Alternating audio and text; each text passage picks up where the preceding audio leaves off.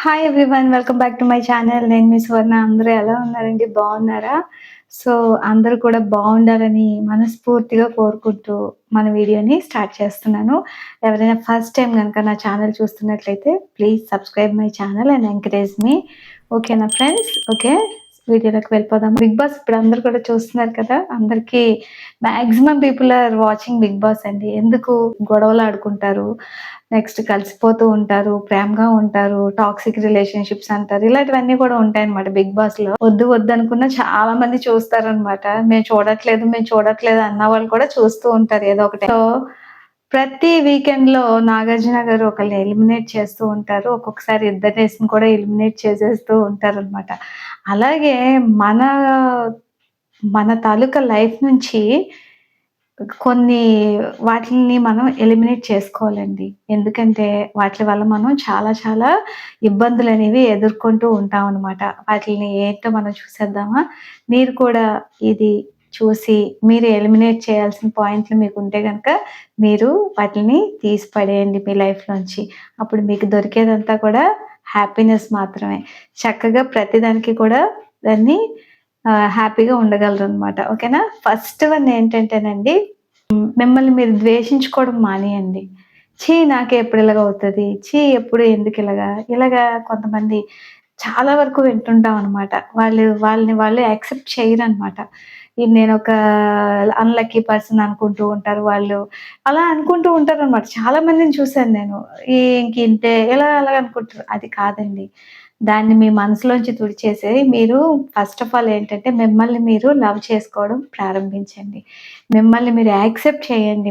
మీ తాలూకా మైనస్‌లు ఏముంటాయి వాటిలన్నిటిని కూడా మీరు పక్కన పెట్టి మీలో ఉన్న టాలెంట్స్‌ని బయటికి తీయండి. మీలో ప్లస్ పాయింట్స్ ఏముంటున్నాయో అవి చూసుకోండి.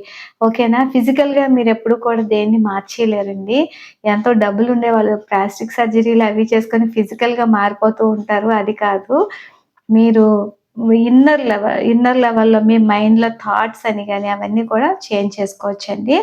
దానికి ఏమీ ప్రాబ్లమ్ లేదనమాట. సో, ఫస్ట్ ఆఫ్ ఆల్ మిమ్మల్ని మీరు ప్రేమించుకోవడం మొదలుపెట్టండి. నెక్స్ట్ సెకండ్ వన్ ఏంటంటే, బయట వాళ్ళిచ్చే అప్రూవల్ అనేది మీకు ముఖ్యం కాదండి.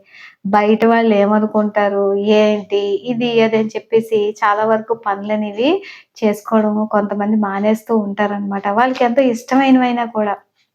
ఫర్ ఇన్‌స్టెన్స్ మ్యారేజ్‌కి ముందర సన్నగా ఉండే వ్యక్తులు కొంతమంది పెళ్ళయ్యాక లావయిపోతూ ఉంటారనమాట.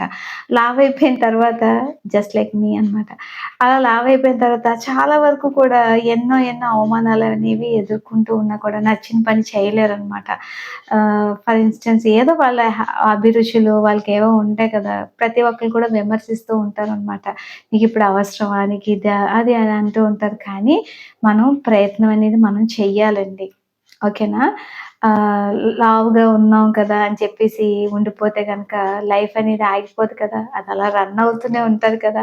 మనం ఆ లావుని తగ్గించుకోవడానికి మనం ట్రై చేయాలి. ఓకేనా? అదే విధంగా మీరు బయట వ్యక్తులు ఇలాగన్నారు, అలాగన్నారు అని చెప్పేసి మీరు కృంగిపోకండి.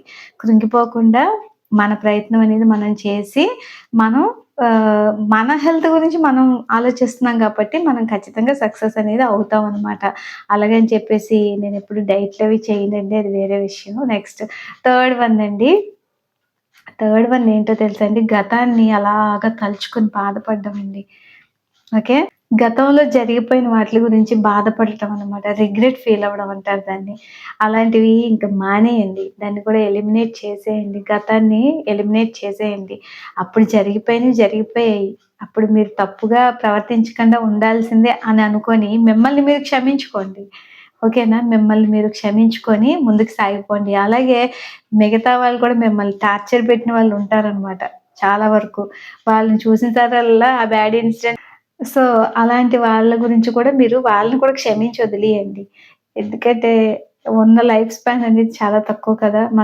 మనం పగలు ప్రతీకారాలు పెంచుకుంటూ పోకుండా మన లైఫ్‌ని మనం ఎంజాయ్ చేయాలండి. అవతల వాళ్ళ గురించి మనం ఆలోచించి మన బుర్రలు పాడు చేసుకోకూడదు. సో, గతాన్ననేది జస్ట్ లీవ్ ఇట్. ఓకే. ప్రశాంతంగా ఉండండి. నెక్స్ట్ ఫోర్త్ వన్ ఏంటంటేనండి, అతిగా ఎప్పుడు ఆలోచించకండి. ఎలా జరగాల్సిందే అలాగే జరుగుతదనమాట. కొన్ని మార్చుకోవచ్చు మనం. ప్రీ ప్లానింగ్ ఉంటే గనుక ఖచ్చితంగా మార్చుకుంటాం అనమాట. మనకొక ప్లాను, ఒక ఇది చక్కగా ఒక ఇది ఉంటే గనక మనం ఖచ్చితంగా దేనిలోనైనా సక్సెస్ అవుతాం అనమాట. సో, అతిగా ఆలోచించి బుర్రలు పాడు చేసుకొని స్ట్రెస్ అనేది మైండ్ మీద పెట్టకండి. మీ మైండ్‌ని ప్రశాంతంగా ఉంచుకుంటే మీకు చాలా చాలా మీకు ఇంకా మంచి సక్సెస్ రేట్ అనేది వస్తుందనమాట. ఓకేనా? ఫిఫ్త్ వన్ ఏంటో తెలుసా అండి? ఓకేనా? జడ్జిమెంట్ అండి. జడ్జిమెంట్ ఎవ్వరికీ చెప్పకండి. ఓకేనా?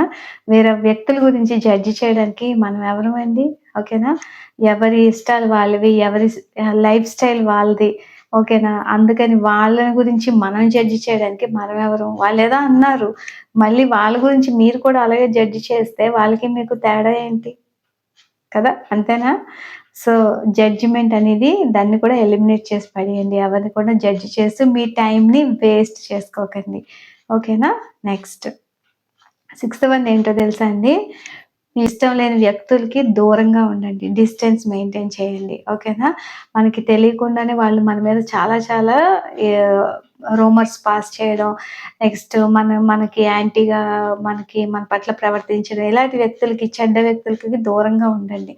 నెక్స్ట్ సెవెంత్ వన్ ఏంటంటేనండి కంట్రోల్ అండి. మీ మైండ్‌ని, మీ టంగ్‌ని ఎప్పుడు కూడా కంట్రోల్‌లో ఉంచుకోవాలండి. అతిగా ఎందుకు ఆలోచించొద్దు అని చెప్తున్నాను కదా! అలాగే మాట్లాడేటప్పుడు కూడా మనం చాలా జాగ్రత్తగా మాట్లాడాలనమాట. అలాగే కంట్రోల్‌లో ఈ 3 తప్ప అంటే మీ ఆలోచనలు, మీకొచ్చే ఛాన్స్‌లు, మీ తాలూకా రెస్పాన్స్, జవాబుదారీతనం ఇవి మీ కంట్రోల్‌లో ఉంటాయి గానీ, మిగతా ఏవి కూడా మీ కంట్రోల్‌లో ఉండవండి. వేరే వ్యక్తుల్ని కంట్రోల్ చేయాలని ఎప్పుడూ అనుకోకండి. ఓకేనా? పిల్లల్ని కూడా సర్టెన్ రేంజ్ వరకే కంట్రోల్‌లో పెట్టండి. అతిగా కంట్రోల్‌లో పెట్టారనుకోండి, వాళ్ళకి కూడా చాలా చాలా ఇబ్బందులు కలుగజేసిన వాళ్ళవుతారు. అట్ ద సేమ్ టైమ్ మీ ఇంట్లో పర్సన్స్‌ని కూడా అతిగా కంట్రోల్‌లో పెట్టేద్దామని మీరు అనుకోకండి. దాన్నేమంటారు? డిక్టేటర్‌షిప్ అంటారనమాట. అలా ఉండకండి. ప్రేమగా ఉండండి. చక్కగా ఉండండి. It will gives you good result అండి. మీ కంట్రోల్‌లో మీకుండే వాటిల మీద మీరు ఫోకస్ పెట్టండి. మీ ఆలోచనల మీద ఫోకస్ పెట్టండి. మీకొచ్చే ఛాన్సెస్ మీద ఫోకస్ పెట్టండి. నెక్స్ట్ మీరు రెస్పాన్సెస్ ఎవరైతే ఏదైనా అడిగినప్పుడు మీరు జవాబు చెప్పే విధానం మీద మీరు ఫోకస్ మీ కంట్రోల్‌లో ఉండాలండి. అంతేగాని మిగతా వేట్లి మీద మీ కంట్రోల్ అనేది ఉండదండి. వాటిలిని ఎలిమినేట్ చేసేయండి. ఈ ఈ పాయింట్స్ అన్నిటిని కూడా మీరు జ్ఞాపకం ఉంచుకొని చక్కగా మిమ్మల్ని మీరు మార్చుకుంటారని ఆశిస్తూ ఆహ్, వీడియో ముగిస్తున్నానండి. వీడియో నచ్చినట్లయితే లైక్ చేస్తే ఇంకొంతమందికెళ్తుందండి. సబ్స్క్రైబ్ చేసుకుంటే ఇంకా హ్యాపీ అండి నాకు. ఓకేనా? Bye friends. All the best.